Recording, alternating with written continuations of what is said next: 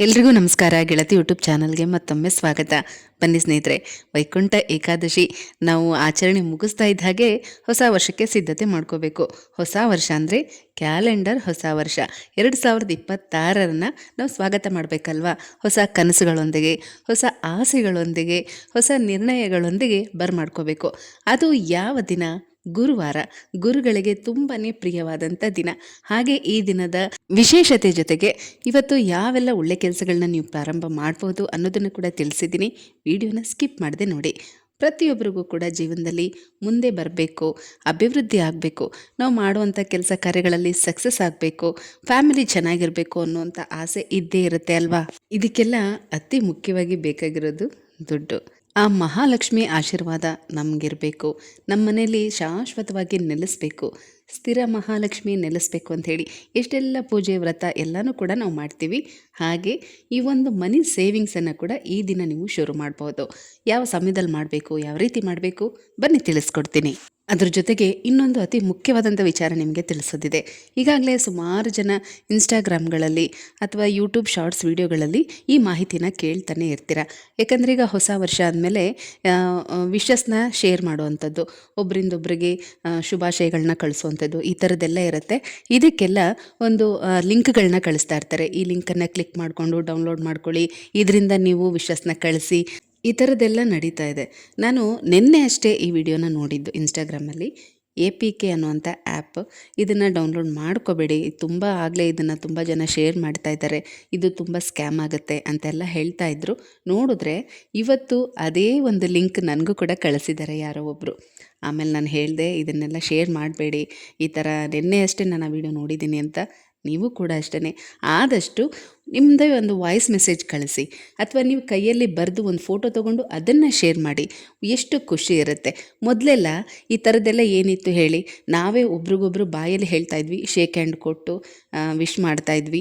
2-3 ದಿನ ಆಗೋದ್ರೂ ಕೂಡ belated wish ಅಂತ ಹೇಳ್ತಾ ಇದ್ವಿ, ಅಥವಾ ಮುಂಚಿತವಾಗಿ ಅಡ್ವಾನ್ಸ್ ವಿಶಸ್ ಅಂತ ಕೂಡ ಹೇಳ್ತಾ ಇದ್ವಿ.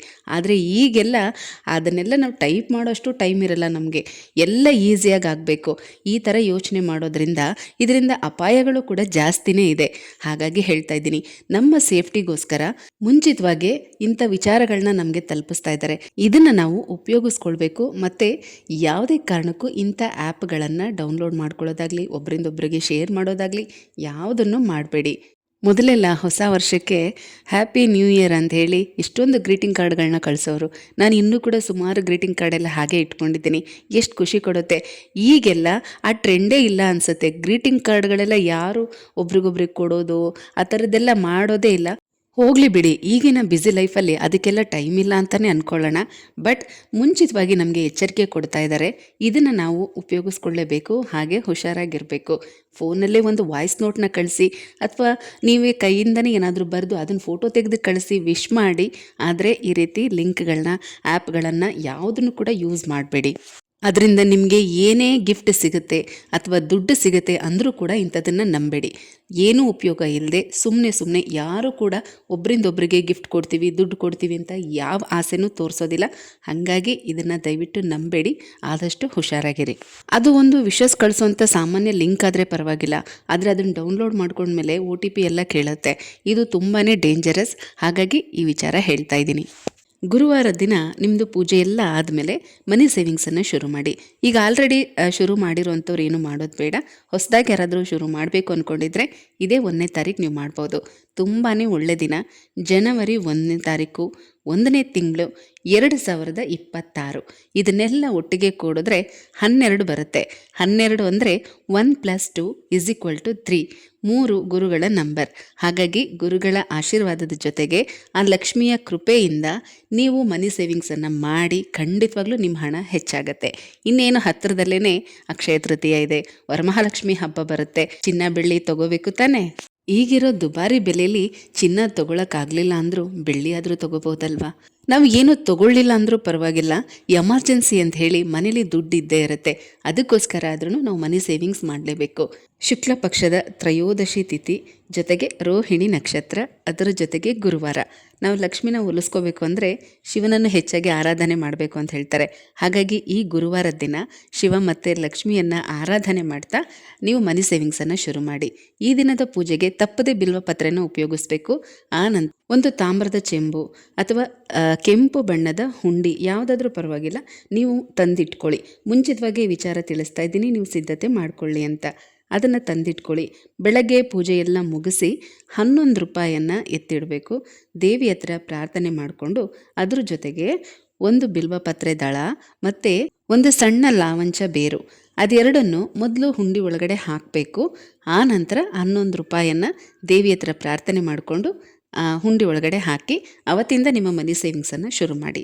ಪ್ರತಿದಿನ ಅಥವಾ ಪ್ರತಿ ವಾರ ನಿಮ್ಮ ಕೈಲಿ ಎಷ್ಟಾಗುತ್ತೋ ಅಷ್ಟು ದುಡ್ಡನ್ನು ಸೇರಿಸ್ತಾ ಬನ್ನಿ. ನೀವು ಒಳ್ಳೆಯ ಉದ್ದೇಶದಿಂದ ಈ ಸೇವಿಂಗ್ಸನ್ನು ಶುರು ಮಾಡಿದ್ರೆ ನಿಮಗೆ ಹೆಚ್ಚು ಹೆಚ್ಚು ಸೇವಿಂಗ್ಸ್ ಮಾಡೋದಕ್ಕೆ ದುಡ್ಡು ಕೂಡ ಸಿಗ್ತಾ ಇರುತ್ತೆ. ಯಾವ ಟೈಮಲ್ಲಿ ಮಾಡಬೇಕು ಅಂದರೆ ಬೆಳಗಿನ ಬ್ರಾಹ್ಮಿ ಮುಹೂರ್ತ, ಬೆಳಗ್ಗೆ 5:50ರಿಂದ 6:40 ತನಕ ಒಳ್ಳೆ ಶುಭ ಮುಹೂರ್ತ ಇರುತ್ತೆ. ಈ ಸಮಯದಲ್ಲಿ ಮಾಡಿ. ಈ ಟೈಮಲ್ಲಿ ಮಾಡೋದಕ್ಕಾಗಲಿಲ್ಲ ಅಂದರೆ ಮಧ್ಯಾಹ್ನದ ಅಭಿಜಿತ್ ಮುಹೂರ್ತ 12:40ರಿಂದ 1:30 ತನಕ ಇರುತ್ತೆ. ಈ ಸಮಯದಲ್ಲೂ ಕೂಡ ಮಾಡ್ಬೋದು. ಈ ಎರಡೂ ಟೈಮಲ್ಲೂ ಮಾಡೋದಕ್ಕೆ ಆಗಲಿಲ್ಲ ಅಂತಂದರೆ ಸಂಜೆಯ ಗೋಧೂಳಿ ಸಮಯ 5:30ರಿಂದ 7 ಗಂಟೆ ತನಕ ಮಾಡ್ಬೋದು. ಅಕಸ್ಮಾತ್ ಏನಾದರೂ ಪೀರಿಯಡ್ಸ್ ಪ್ರಾಬ್ಲಮ್ ಇತ್ತು, ಮಾಡೋದಕ್ಕಾಗಲಿಲ್ಲ, ಮತ್ತೆ ಯಾವ ದಿನ ಮಾಡ್ಬೋದು ಅಂದರೆ ಶುಕ್ರವಾರ ಬೆಳಗ್ಗೆ 6:40 8 ಗಂಟೆ 10 ತನಕ ಅಮೃತ ಗಳಿಗೆ ಇರುತ್ತೆ. ಈ ಟೈಮಲ್ಲಿ ಕೂಡ ಮಾಡಬಹುದು. 2ನೇ ತಾರೀಕು ಅಂದರೆ ಜನವರಿ 2ನೇ ತಾರೀಕು ಶುಕ್ರವಾರ ಬೆಳಗ್ಗೆ. ಈ 2 ದಿನದಲ್ಲಿ ನಿಮಗೆ ಯಾವ ದಿನ ಸಾಧ್ಯ ಆಗುತ್ತೋ ಮಾಡಿ. ಆದಷ್ಟು ಗುರುವಾರ ಮಾಡಿದ್ರೆ ತುಂಬಾ ಒಳ್ಳೆಯದು. ಆಗಲಿಲ್ಲ ಅನ್ನೋರು ಶುಕ್ರವಾರ ಬೆಳಗ್ಗೆ ಈ ಟೈಮ್ ಒಳಗಡೆ ಮಾಡಿ, ತುಂಬ ಒಳ್ಳೆಯದು. ಮತ್ತು ಈ ದಿನನೂ ಮಿಸ್ ಆಯಿತು, ಮತ್ತೆ ಯಾವಾಗ ಮಾಡಲಿ ಅಂತ ಕೇಳಬೇಡಿ. ಇಂತಹ ಮುಹೂರ್ತಗಳು ಸಿಗೋದೇ ಅಪರೂಪ. ಹಾಗಾಗಿ ನಾನು ನಿಮಗೆ ತಿಳಿಸ್ತಾ ಇದ್ದೀನಿ. ಇದೇ ಜನವರಿ 1ನೇ ತಾರೀಕು ಗುರುವಾರದ ಪೂಜೆ ಮಾಹಿತಿ ಬಗ್ಗೆ ಇನ್ನಷ್ಟು ಮಾಹಿತಿಗಳನ್ನ ತಿಳಿಸೋದಿದೆ. ಆ ವಿಡಿಯೋ ಜೊತೆಗೆ ಮತ್ತೆ ಸಿಗ್ತೀನಿ. ಹೋಗಿ ಬರ್ಲಾ?